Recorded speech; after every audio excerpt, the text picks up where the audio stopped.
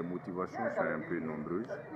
Je dis les déchets sont de l'or pour nous, mais en réalité on n'avait pas vu, mais les motivations qui sont là, ça va me permettre de diminuer la charge que je prends comme je prends comme ordure pour aller les amener à la décharge.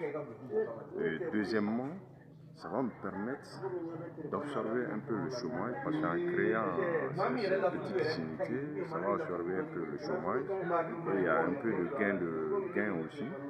Et là aussi, ça va permettre à tout le monde de faire la diminution du ciment parce que quand nous prenons le coût du ciment au Mali, c'est un peu énorme. Donc quand on arrive à faire les pavés avec ça, sans l'intervention du ciment, je pense que ça va aussi permettre de diminuer l'utilisation du ciment au niveau dans notre pays. Et là aussi, ça va nous permettre de protéger la nature. Parce qu'en réalité, les sachets plastiques, les déchets plastiques, ça peut faire 100 ans sans se dégrader. Et la terre s'appauvrit petit à petit quand nous faisons le constat avec la zone aéroportière. On constate que pratiquement les cultures ne peuvent pas aller parce qu'il y a beaucoup de déchets plastiques. Donc ça diminue effectivement le rendement des récoltes au niveau des champs.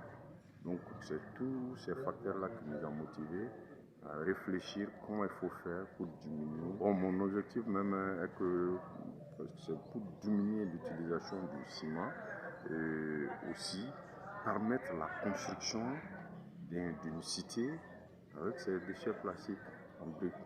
Bon, le perspective, parce que je vois actuellement, comme c'est une question d'actualité, je pense que tout le monde est conscient, il y a une conscientisation de la population qui sait maintenant que les sachets, avec la sensibilisation qu'on est en train de faire, que les sachets occupent une grande place. Et là, comme on a la matière première en place, le vrac, donc ça va nous permettre dans l'avenir de projeter une usine, au moins 2 usines de production au Mali, surtout à Bamako ici, un derrière la rive gauche et l'une derrière la rive droite.